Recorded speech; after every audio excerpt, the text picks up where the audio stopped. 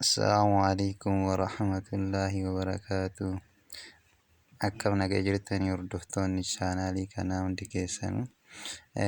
Har'a qubee afaan Arabii yookiin Quraanaa jechuudha wajjin ilaallaa.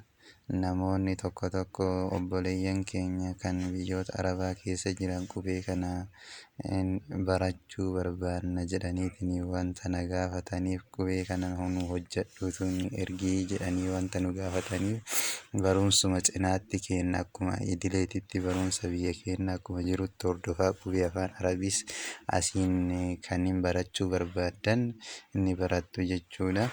Kana waan ta'eef inni jalqabnaa barumsi keenya kun immoo idilee akkuma jirutti itti fufa.